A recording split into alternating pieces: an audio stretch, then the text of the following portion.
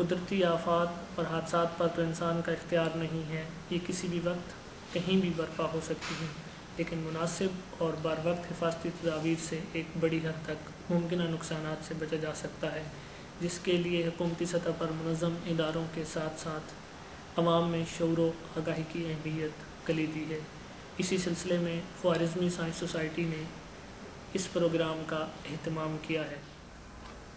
Japan میں حالیہ زلزلے اور سونامی سے جہاں ہزاروں کی تعداد میں لوگ ہلاک ہوئے ہیں، وہیں ایک بہت بڑی تعداد بے گھر اور لاپتہ ہو گئی ہے۔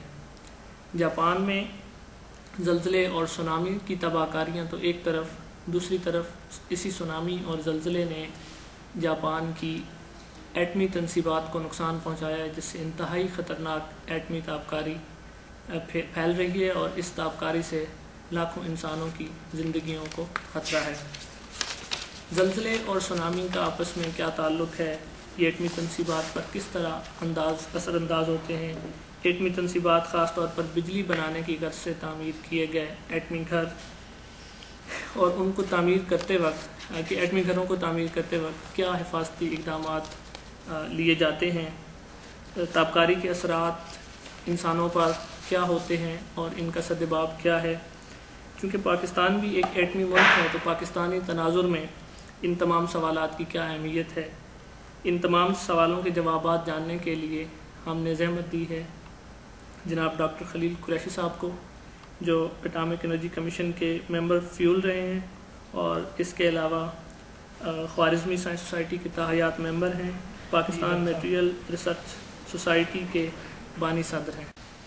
ڈاکٹر صاحب، میرا پہلا سوال آپ سے یہ ہے کہ یہ سونامی کیا چیز ہے اور یہ کیسے آتا ہے؟ آپ شاید حیران ہوں یا نہ ہوں، یہ سونامی جو ہے یہ ایک جاپانی لفظ ہے جس کا مطلب ہے کہ ساحل سمندر کے طوفان۔ سمندر میں طوفان دو وجہ سے آتے ہیں، ایک جسے ہم عام فہم زبان میں جوار باٹا کہتے ہیں۔ جوار باٹا چاند کی زمین کے قریب آنے سے اور اس کی کشش کی وجہ سے سمندر میں طوفان آتا ہے، لیکن اس کی لہروں کی اونچائی جو ہے نا کم از کم 10 15 20 فٹ سے زیادہ نہیں ہوتی۔ لیکن جو دوسرا سمندر میں طوفان آتا ہے وہ زلزلے کی وجہ سے، سمندر کے نیچے زمین میں زلزلہ آتا ہے، اس کی وجہ سے اس کو سونامی کا نام دیا گیا۔ تو یہ جو سونامی ہے یا جو زلزلہ ہے، ان کے آنے پر تو انسانوں کا اختیار نہیں ہے، تو کیا حفاظتی تدابیر ہیں یا کیا وہ چیزیں ہیں جن کے کرنے سے ہم ان سے ہونے والے نقصان کو یا انسانی جانوں کے نقصان کو یا دوسری جو ہمارا زمینی نقصان ہوتا ہے اس کو کم سے کم کیسے کر سکتے ہیں؟ یہ چند ہزار سال یا چند 100 سال پہلے تو یہ ممکن نہیں تھا، لیکن سائنس اور ٹیکنالوجی کی ایڈوانسمنٹ کی وجہ سے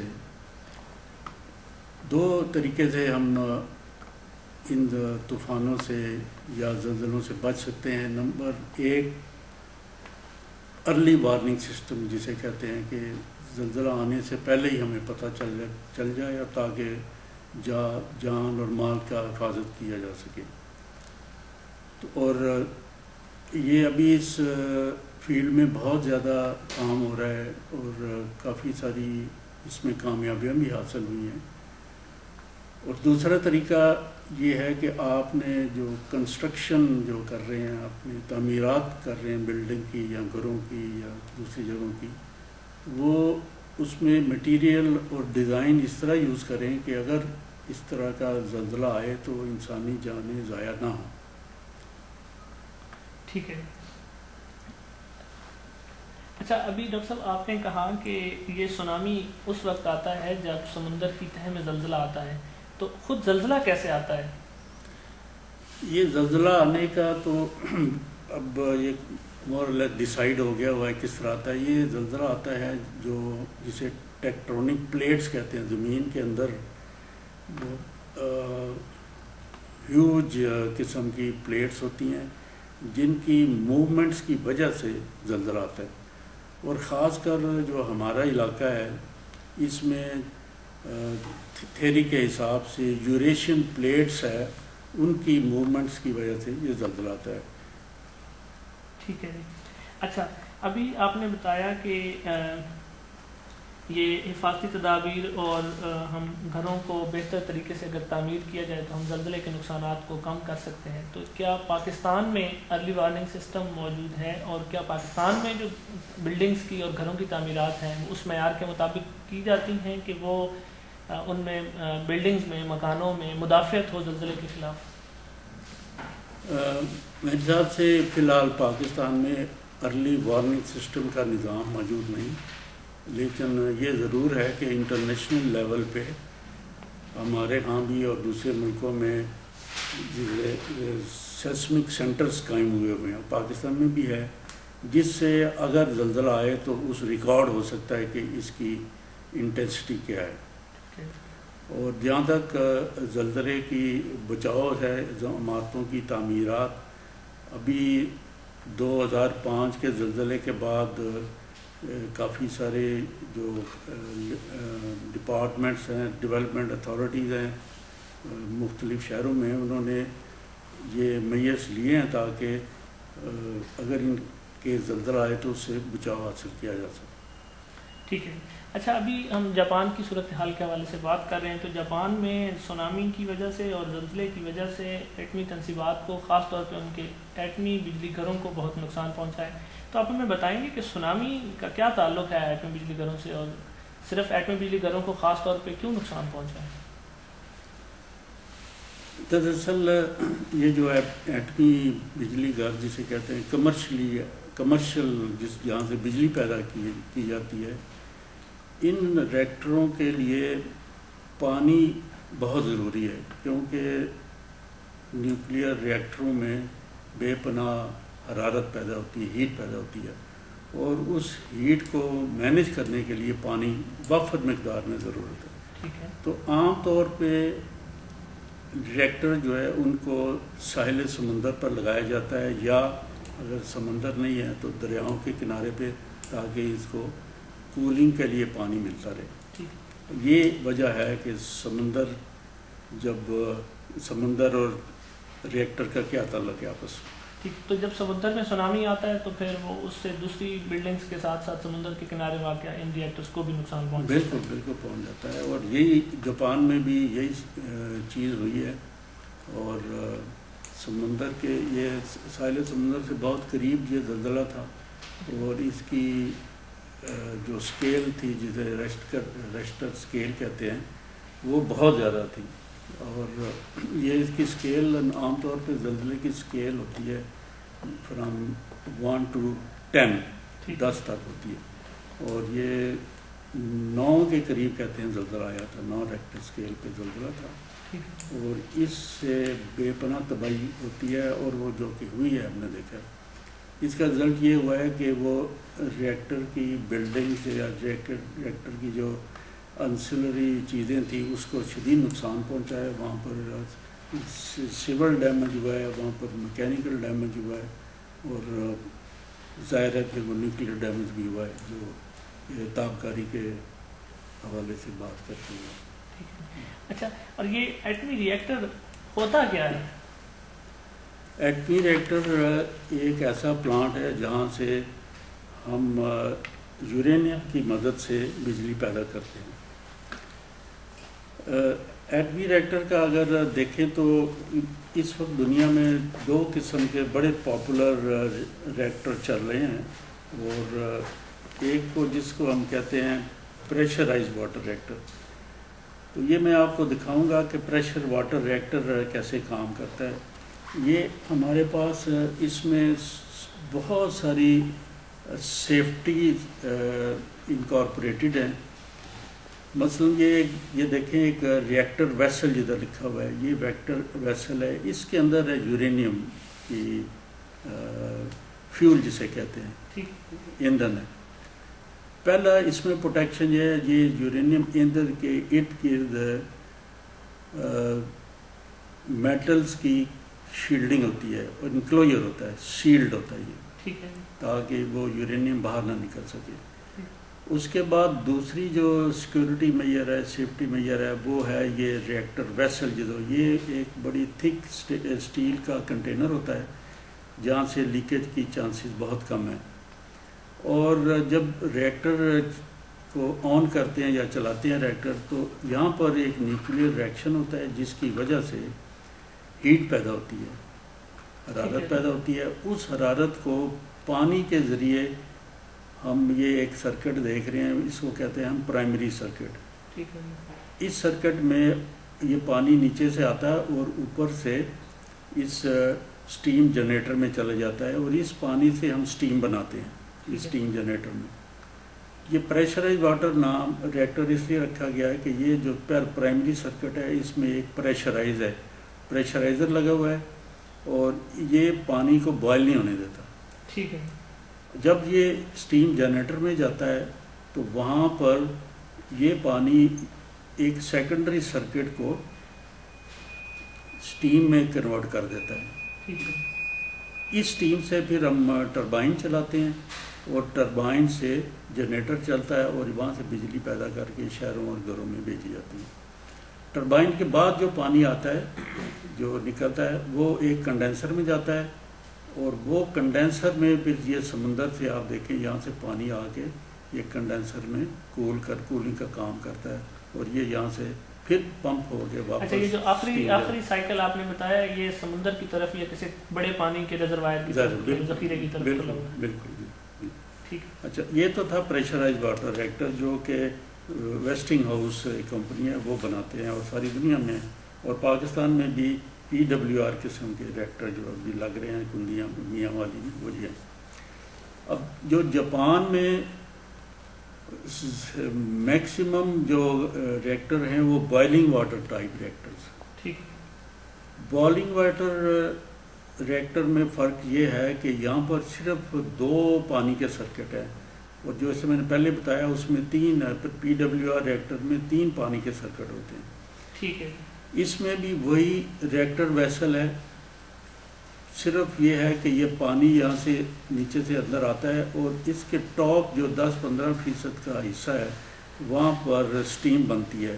پانی گرم ہو کے یہ سٹیم ڈائریکٹ ٹربائن میں چلی جاتی ہے، اور وہاں سے واپس آ کے پھر کنڈینسر میں آ کے کول ہو کے پانی بن کے پھر واپس ریئیکٹر میں یہ ایک سرکٹ چلتا رہتا ہے. اور دوسرا سرکٹ اگین وہ جو سمندر سے پانی آتا ہے وہ کولنگ کے لیے. آپ نے دیکھا ہوگا بڑے بڑے ٹاور بنے ہوتے ہیں جہاں پر وہ سٹیم نکلتی ہے. یہ آپ نے ہمیں پچھلی 2 قسم کے ریئیکٹر بتائے. ایک قسم میں آپ نے بتایا ہے کہ 3 پانی کے سائیکل ہیں، اور ایک میں 2 پانی کے سائیکل ہیں. اور پاکستان میں جو ریئیکٹر لگے ہوئے ہیں وہ ہیں جن میں 3 سائیکل ہیں، اور یہ جاپان میں جو تھے وہ ہیں جو ان میں 2 سائیکل. ابھی جو ریئیکٹر لگے ہیں پاکستان میں وہ پریشرائز واٹر ریئیکٹر لگے ہوئے ہیں جس میں 3 سرکٹس ہیں. لیکن جو ہم نے کراچی میں جو سب سے پہلا ریئیکٹر لگا ہوا ہے اس میں بھی وہ ایک مختلف قسم کا ریئیکٹر ہے. وہ کینیڈین ٹیکنالوجی ہے جس میں ہیوی واٹر سے بھی کولنگ کرتے ہیں. وہ بھی بڑا سیف سسٹم ہے.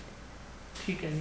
اچھا، تو آپ یہ بتائیں کہ یہ جاپان میں جو ریئیکٹر لگے ہوئے ہیں جی، آپ نے بتایا کہ ریئیکٹر کیا ہوتا ہے اور اس میں 2 قسم کا ہے. تو کون سی قسم کا ریئیکٹر زیادہ محفوظ ہے، زیادہ جس پہ آپ زیادہ محفوظ؟ تو سارے ہیں کیونکہ اس کی سیف گارڈڈ ریئیکٹر ہیں، اس کی بڑے انٹرنیشنل اسٹرکٹ رولز ہیں ریئیکٹر کو بنانے کے، اور انٹرنیشنل ایٹامک انرجی ایجنسی ہے یہ ان کی ذمہ داری میں آتا ہے کہ جدھر بھی یہ ریئیکٹر لگے وہ سیف ہو. لیکن یہ تھوڑی سی ٹیکنالوجی مختلف ہے. اگر آپ مجھ سے پوچھیں، میں ریئیکٹر کا ایکسپرٹ نہیں ہوں، لیکن میرے حساب سے پریشرائز واٹر جو پاکستان میں اب لگ رہے ہیں وہ زیادہ محفوظ ہے. ٹھیک ہے جی. اچھا، تو جو ایٹمی ریئیکٹر ہوتا ہے اس کی سیفٹی کے بارے میں اس کو کیا خدشات ہو سکتے ہیں کہ اس میں تابکار مادہ ہوتا ہے، یورینیم ہوتا ہے، اور اس میں کیا ہوتا ہے، اور اس کو کس طرح سے انسانوں پہ اثر انداز ہونے سے اس کے اثر کو کم سے کم رکھا جاتا ہے؟ دیکھیں، سب سے زیادہ خطرناک چیز جو ہے وہ ہے اس میں یورینیم. تو جب فریش یا تازہ یورینیم اس میں ڈالیں تو اس میں اتنی تابکاری نہیں ہے، یورینیم میں اتنی تابکاری نہیں ہوتی ہے، لیکن وہ انسان کو اتنا نقصان نہیں پہنچاتی. لیکن جب یہ ریکٹر چلنا شروع ہو، جب یہ جسے کہتے ہیں کہ عمل ہوتا ہے جسے کہتے ہیں فیشن، جب یہ فیشن کا عمل شروع ہو تو پھر یورینیم نہیں رہتا، یہ ایک نئے پروڈکٹس بنا دیتا ہے. سادہ الفاظ میں ہم یوں کہہ سکتے ہیں کہ یورینیم جل رہا ہے اور ہمیں اس سے توانائی مل رہی ہے، اور کچھ ساتھ ہمیں اس کی باقیات بھی ہیں، باقیات ہیں جو فضولیات جسے کہہ رہے ہیں آپ، تو وہ زیادہ خطرناک چیز ہے. اس میں جسے میں نے کہا فیشن پروڈکٹس ہیں، وہ بڑے ہلاکت آمیز چیزیں ہیں. اس میں الفا ہے، بیٹا ہے، گیما ہے، نیوٹرونز ہیں. یہ جب ایک دفعہ ریڈیٹ ہو جائے فیول تو اس کو ہینڈل کرنا بڑا مشکل ہے. اب ریئیکٹر میں دو چیزیں بہت خطرناک ہوتی ہیں، مطلب اس پوائنٹ آف ویو سے کہ اس پہ سیفٹی اور کنٹرول کا بہت ایمفسائز کیا جاتا ہے. نمبر 1 ہے ریئیکٹر کی کور، جس کے اندر یورینیم پڑا ہوا ہے. ٹھیک ہے. یہ ایک جگہ ہے جدھر آپ کو ہر وقت سروے کرنا پڑتا ہے، دھیان رکھنا پڑتا ہے کہ کوئی لیکیج نہ ہو جہاں سے. یہ وہ بھٹی ہے جہاں پہ یہ جل رہا ہے. جی.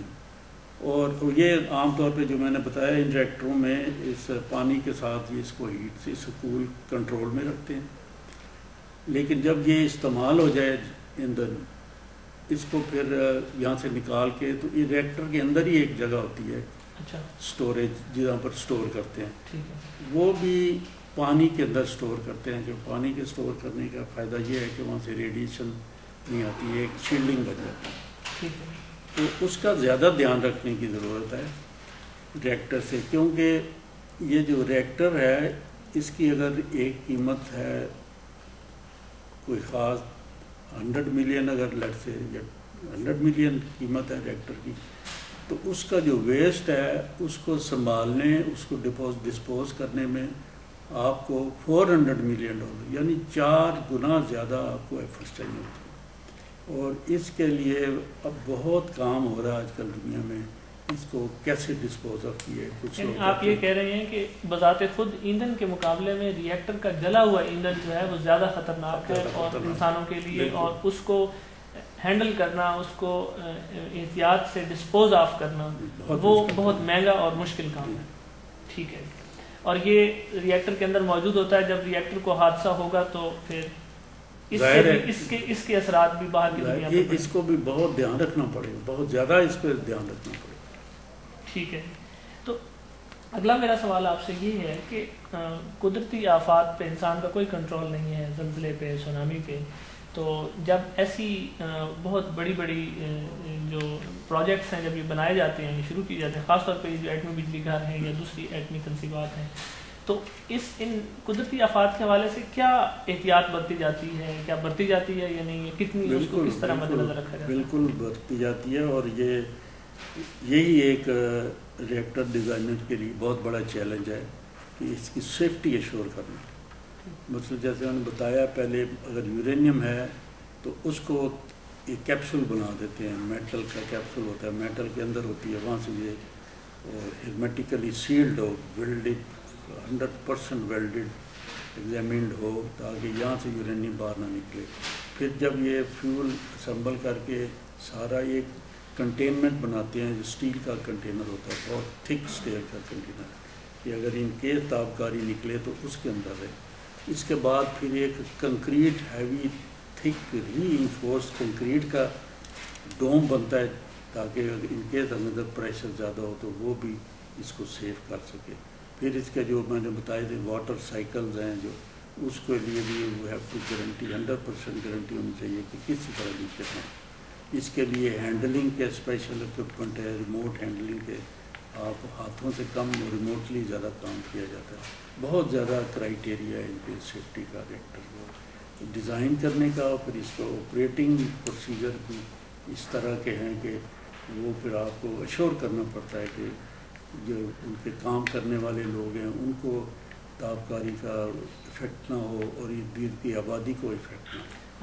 میرا سوال تھا کہ زلزلے اور سونامی کے یا ایسی دوسری آفات جو ہیں اس کے حوالے سے کیا میز لیے جاتے تو ہیں؟ زلزلے کے لیے یہ ہے کہ زلزلے کے لیے یہ بلڈنگ ڈیزائن ہوتی ہے جسے ہم ٹیکنیکل ٹرم کہتے ہیں جی ویلیو، ٹھیک ہے کہ اس کی جو زلزلے سے ریزسٹنس کیا ہوگی. وہ پہلا کرائیٹیریا ایک یہ بھی ہوتا ہے کہ اس ریکٹر کا اگر زلزلہ ہو تو وہ اس کو افیکٹ نہ کرے. ٹھیک ہے. تو نارملی جو ڈیزائن ہوتے ہیں 7-8 ریکٹر کے ود اسٹینڈ کرنا چاہیے ریکٹر. ٹھیک ہے. لیکن یہ آپ کو پتہ چلا ہوگا جاپان کا زلزلہ جو ہے وہ 9 ریکٹر کو، مطلب ان حفاظتی میت سے ان حفاظتی تدابیر سے یہ ان سے باہر تھا، اس سے ایکسپیکٹیشن سے زیادہ تھا، بہت زیادہ تھا. اس لیے یہ جو ابھی تک جو میری معلومات ہیں اور یہ وکی لیکس میں بھی یہ بتایا گیا ہے کہ 88 میں غالباً، یا مجھے صحیح یاد نہیں، لیکن سرٹنلی یہ G8 کے کوئی ٹیم گئی تھی جاپان میں، اور انہوں نے بھی یہ ڈکلیئر کیا تھا، یہ کو بتایا تھا کہ یہ ریکٹر جو ہے یہ سیف نہیں ہے، کیونکہ یہ ڈیزائنڈ ہوئے 7 ریکٹر کے لیے، اسکیل کے لیے، میرا جب زلزلہ ہے وہ 9 ریکٹر کیا ہے. اچھا، یعنی یہ اس کی پہلے سے اطلاع موجود تھی کہ یہ سیف نہیں ہے، لیکن جی ٹھیک ہے.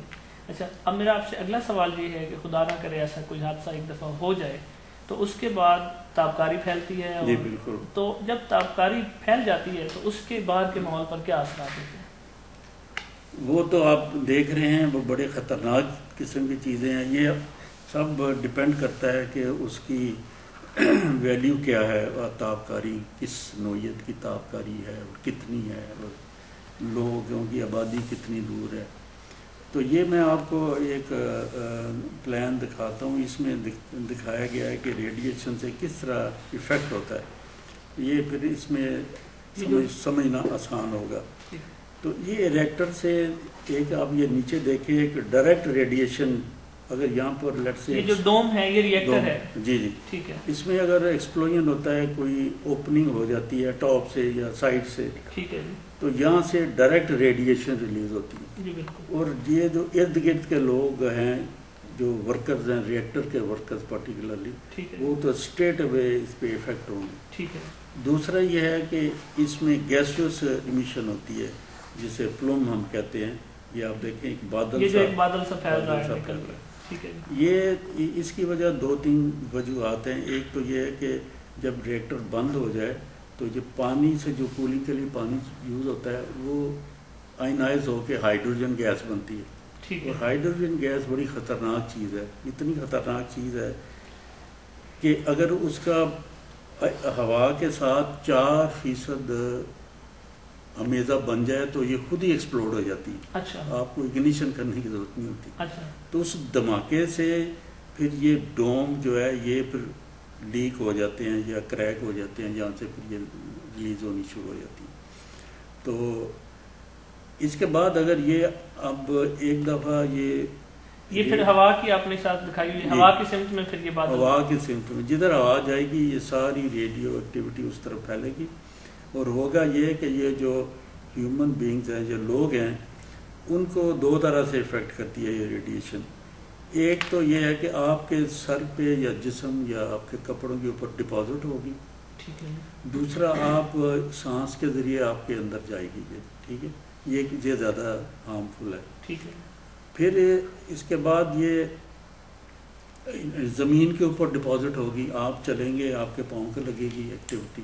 ٹھیک ہے. پھر جو فصلیں ہیں یا کھیت ہیں وہاں پر یہ ڈپازٹ ہوگی. ٹھیک ہے.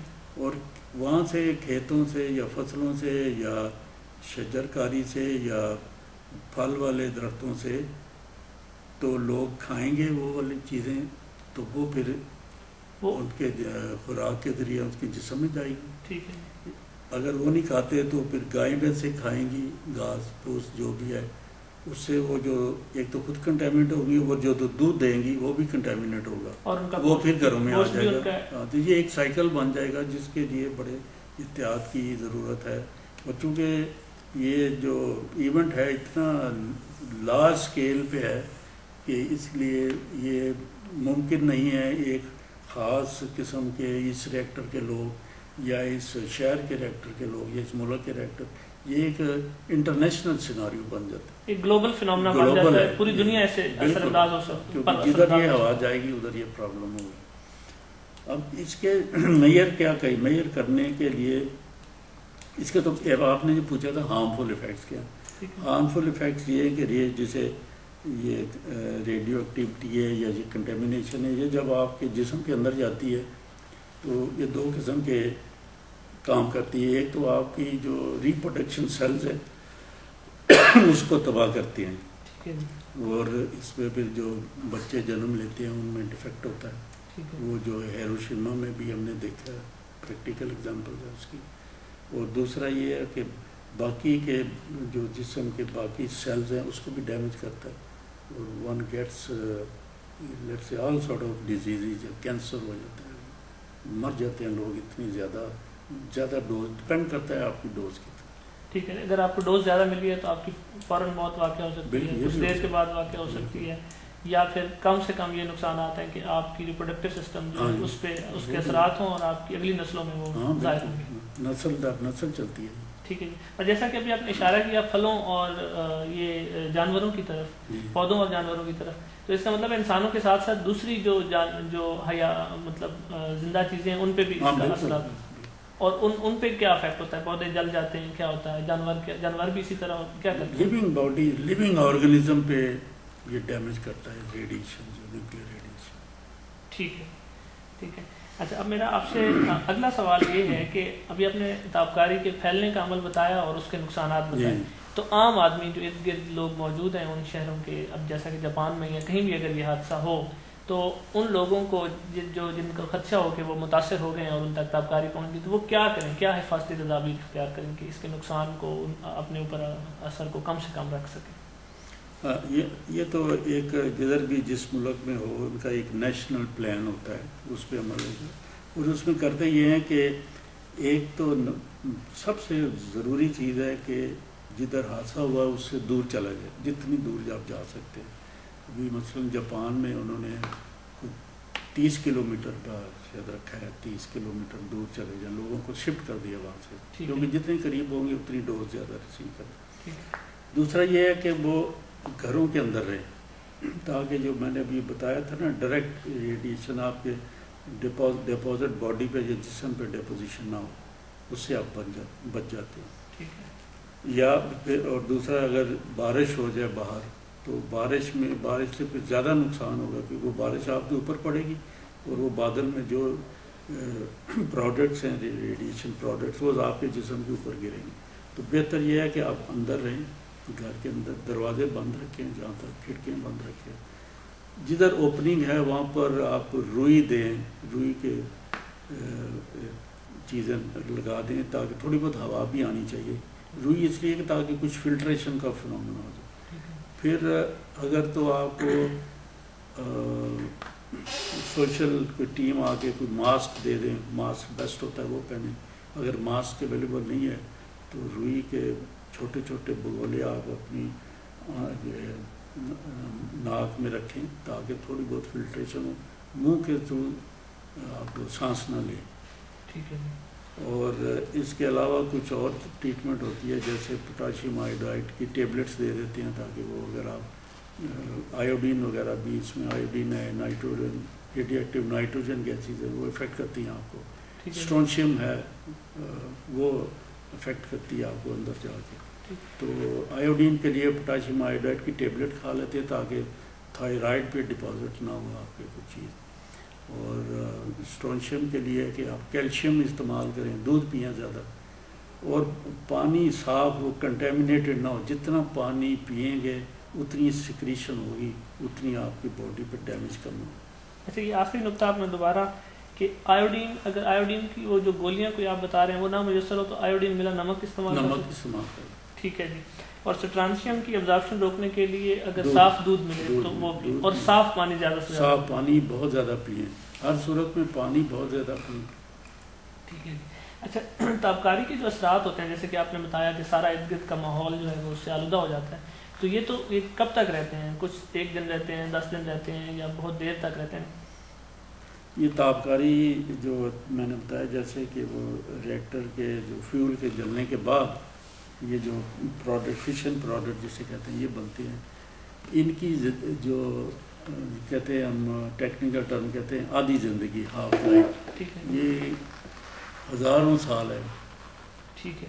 مثلاً یورینیم وغیرہ کی 25,000 سال ہے یا 30,000 سال ہے اس حساب. تو یہ تو ایک مستقل لائبلٹی ہے، اس چیز سے چھٹکارا حاصل کرنا بڑا مشکل ہے. یعنی خدا نخواستہ اگر جلا ہوا ایندھن کہیں موجود ہے یا پھیل جائے تو اس کے اثرات ہزاروں سال تک رہیں گے. ٹھیک ہے جی. اچھا میرا اگلا سوال آپ سے یہ ہے کہ تابکاری پھیلنے کا ایک پہلے حادثہ آپ کو پتہ ہے چرنوبل یوکرین میں ہو چکا اور اس میں لاکھوں انسان اس سے متاثر ہوئے، ہزاروں کی تعداد میں کیجویلٹیز بھی ہوئیں. تو اس جو موجودہ حادثہ ہے اس کی شدت کتنی ہے اس کے مقابلے میں؟ اس سے بہت بڑا حادثہ ہے اور اس سے کتنے انسان کوئی اندازہ ہے کہ متاثر ہوں گے؟ دراصل چرنوبل میں ایک ریئیکٹر تھا.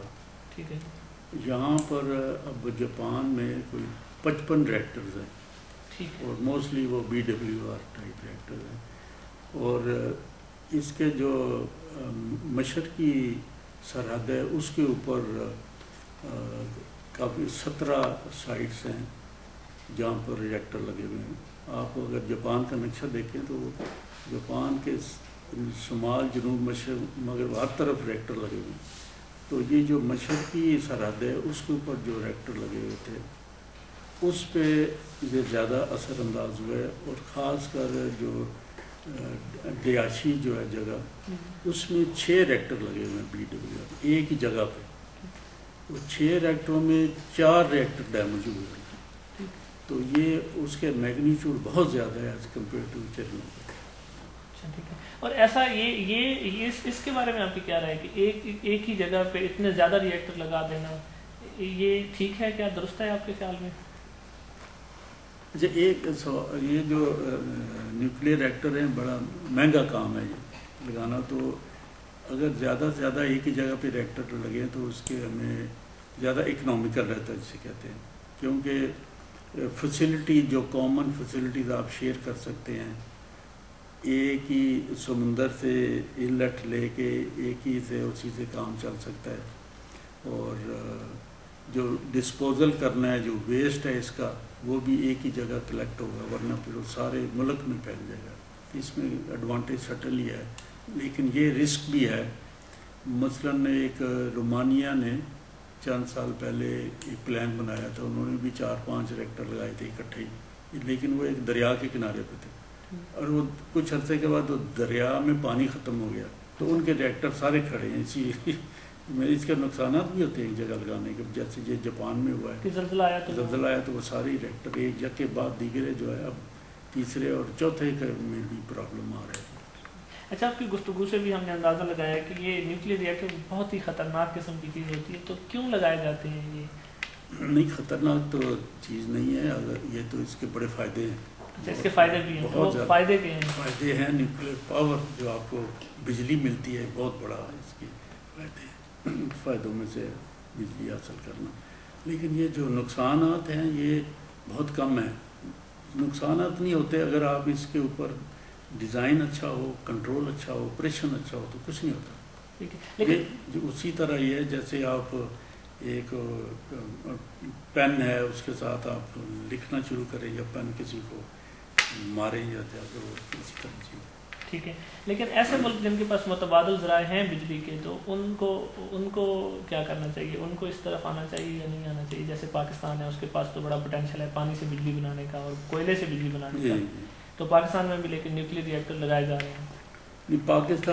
پاکستان جو نا وہ انرجی کے حساب سے بہت پیاسا ملک ہے جسے کہتے ہیں، کیونکہ پر کیپیٹا اگر ہم سالانہ بجلی کی یا انرجی کی کنزمپشن دیکھیں تو پاکستان میں کوئی 500-550 کلو واٹ ہے ایک آدمی کے لیے، ویئر ایز انٹرنیشنلی یہ جو ویلیو ہے وہ 2500 کے قریب. تو ہمارے پاس بجلی نہیں ہے. بجلی کے لیے یہ ایک طریقہ ہمارے پاس جو سب سے سستا طریقہ ہے وہ ہے ہائیڈل. پانی سے وہ آپ کو پتہ ہے وہ کئی سالوں سے سیاست کا نظر ہے آن دی ادر ہینڈ آپ انڈیا کو دیکھیں، بے پناہ ڈیمز انہوں نے 25-30 ڈیم اور بھی وہ پلاننگ کر رہے ہیں بنانے کے لیے. اس طرف ہم کچھ نہیں کر رہے، کچھ ڈیسائیڈ نہیں ہو رہا. آپ ڈیمز کالا باغ ڈیم ہی دیکھ لیں، اسی کا جھگڑا ابھی تک ختم نہیں ہوا. دوسرا ہے nuclear plants. Nuclear plants are more economical to run, لیکن اس کی ٹیکنالوجی ہمارے پاس نہیں ہے. اس کی وجہ سے ہمیں پھر دوسرے ملکوں کے یہ ریئیکٹر لینے پڑتے ہیں. پھر ہمارے پاس بے پناہ کولا ہے جس پہ ہم نے کئی سال تک خاموش بیٹھے ہیں. ابھی ریسنٹلی گورنمنٹ نے ایک پلان کیا ہے اس کولے کو یوٹیلائز کرنے کا، اور اس سے پاور ریئیکٹر چلائیں گے، بجلی پیداوار. پھر ہمارے پاس سولر انرجی سے ہم بڑا کچھ کر سکتے ہیں، ونڈ انرجی سے کر سکتے ہیں. اور یہ ایک لمبی گفتگو ہے جس پہ ایک آپ سے مختصر سوال ہے، کیا ہم جاپان کی کوئی تکنیکی مدد کر سکتے ہیں؟ جبکہ ان کے ساتھ یہ حادثہ ہوا ہے تو یہاں بھی اٹامک انرجی کمیشن ہے، اور پاکستان ایک ایٹمی ملک ہے، اور یہاں اٹامک انرجی اور ان چیزوں کو ہینڈل کرنے کے اسکل ورکرز تو موجود ہوں گے. میرا خیال ہے بالکل کر سکتے ہیں، اور ہمیں کرنا چاہیے. پاکستان اٹامک انرجی کے علاوہ ہمارے پاکستان نیوکلیئر ریگولیٹری اتھارٹی ہے، وہاں پر بھی سیفٹی کے لوگ ہیں. اور پاکستان کو کم از کم 30-40 سال کا ریڈیشن مینجمنٹ کا تجربہ ہے، اور ہمارے لوگ جانا چاہیے اور گورنمنٹ کو آفر کرنی چاہیے گورنمنٹ، کیونکہ جاپان ایک ایسا ملک ہے ساری دنیا میں جدھر آفت آئے جاپانی فوراً مدد کے لیے پہنچتے ہیں. تو ہمیں بھی فوری ان کو آفر کرنا چاہیے in terms of manpower. اگر لیبر چاہیے لیبر بھجوائیں، جس طرح بھی ہم مدد کر سکتے ہیں جاپان کی مدد کرنی چاہیے.